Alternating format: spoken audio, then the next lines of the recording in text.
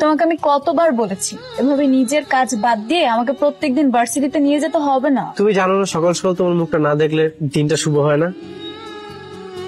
এগুলো নিয়ে একটু উপরে যাবি, গিয়ে একটু জেসানকে দিয়া। জিসান আবার কি? আমাদের বাড়িওয়ালারা তারা তো সপরিবারে বিদেশ থাকে, তার ছেলেটা আজ সকালে এসেছে। কিন্তু হঠাৎ খাবার নিয়ে আমার বাসায় আসলেন? আমার মা রাজহাঁসের মাংস আর সেমাই নিজ হাতে রান্না করে পাঠিয়েছে। বাই দ্য ওয়ে, আমি নদী। মাইসেলফ জিসান। বিদ্যুৎ চমকালে আমি একটু ঘাবড়ে যাই আর কি। It's okay, fine. ওরে বাইক কেন? আগেরটা কোথায়? আগের বাইকটা বিক্রি করে দিচ্ছে। কিছুদিন পরে নদীর জন্মদিন, ওর একটা স্মার্টফোনের অনেক শখ, তাই ভেবেছি ওকে একটা স্মার্টফোন গিফট করব। এই নাও, এই গিফটগুলো তোমার জন্য। আসলে বিদেশ থেকে চকলেট গুলো এনেছিলাম, কিন্তু দেওয়ার মতো কাউকে পাচ্ছিলাম না, তাই ভাবলাম তোমাকে দিই। Thank you.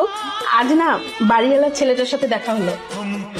ও তো মনে হচ্ছে আমাদের নদীকে খুব পছন্দ করেছে, কারণ দেখা হওয়ার পর থেকে শুধু নদীর কথাই বলে যাচ্ছে।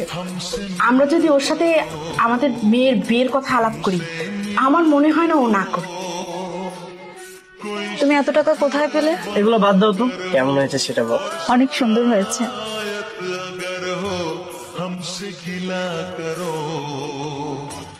এটা তোমার বার্থডে গিফট। আইফোন? হ্যাঁ।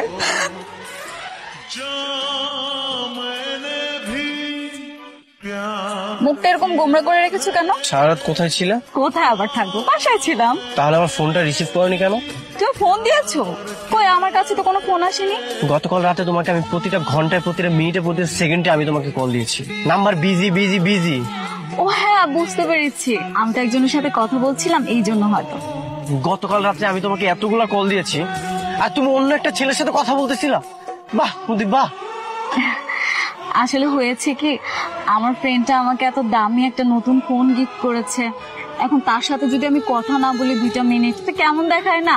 আমাকে আইফোন গিফট করেছে, দেখো সুন্দর না? আইফোন গিফট করেছে? কে ফ্রেন্ড? আমাদের বাড়িওয়ালার ছেলে, খুব বড় লোক। ওর কাছে এরকম আইফোন কোনো ম্যাটারই না, ও 4-5টা আইফোন কিনতে পারে। তাহলে আমার ফোনটা কোথায়? ও তোমার ফোনটা?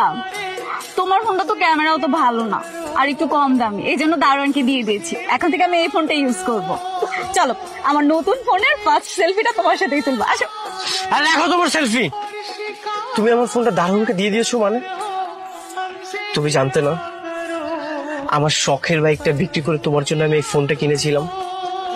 এই ফোনটার মধ্যে না আমার ভালোবাসা ছিল, সেটা তুমি কি করলে? এটা দারোয়ানকে দিয়ে দিয়েছো। একটা আইফোনের জন্য তুমি নতুন ফ্রেন্ড বানিয়ে ফেলেছো, তার সঙ্গে তুমি সারা রাত কথা বলতেছো। কালকে যদি তোমাকে 4-5টা বান্ডিল দিয়ে দেয়, তখন তো তুমি তার বিছানায় শুয়ে পড়বে। মানিক, একদম মুখ সামলে কথা বলো। এই বিশ্বাস করো তুমি আমাকে? সামান্য কটা টাকার জন্য আমি আরেকজনের বিছানায় শুয়ে পড়বো? গত 8টা বছর তোমাকে আমি পাগলের মতো ভালোবেসেছি। তুমি বড়লোক না গরিব সেটা আমি দেখিনি। এর ভিতরে আমার 1000টা প্রপোজাল এসেছিল। চাইলে আমি কতগুলো রিলেশন করতে পারতাম, কিন্তু কখনো কারোর দিকে আমি ফিরে তাকাইনি, শুধুমাত্র তোমাকে ভালোবাসি বলে।